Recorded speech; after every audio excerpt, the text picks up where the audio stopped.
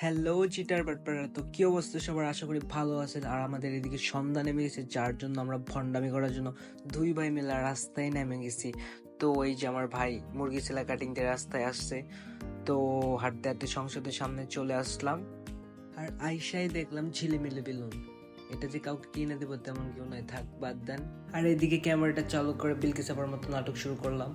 আর এদিকে ভন্ড চানাচুর মাখা ফ্রিতে খাওয়ার জন্য মামার সাথে কি যেন ডিল করতেছিল। সো ডিল করার শেষে মামা এই যে ইট পাথর ও তারপর ইটের ছোট ছোট খোয়া ও হরেক রকমের মশলা দিয়ে চানাচুর মাখা প্রস্তুত করতেছিল। আর এই দিকে এই ফাঁকে আমি কাকি ও কাকিমার ভালোবাসা দেখে ফিদা হয়ে গেলাম। আর মামা প্রচুর ওয়ার্কআউট করতেছিল চানাচুর মাখাটা বানানোর জন্য, এত পরিশ্রম করতে হয়েছিল মামাকে। মামা ভালো করে ঘুটনি দিয়ে ঘুরতেছিল অনেক মজা করে বানানোর জন্য, মামার সাধ্য মতো চেষ্টা করছিল।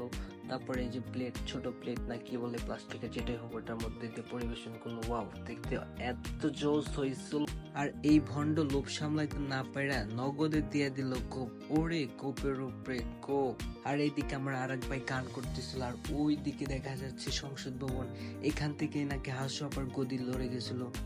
আজকে যদি হাসু আপা থাকতো তাহলে তাকে এই চুড়িগুলা কিনা দিতাম। ওয়াও, কত সুন্দর সুন্দর সুন্দর করতে করতে চলে যাচ্ছিলাম বাসার দিকে। আর এদিকে টঙের দোকানের দিকে ছোট ভাইরা খুব মজা করে আড্ডা দিতেছিল। আর আড্ডা দেওয়ার সময় দেখলাম এক আজব প্রাণী।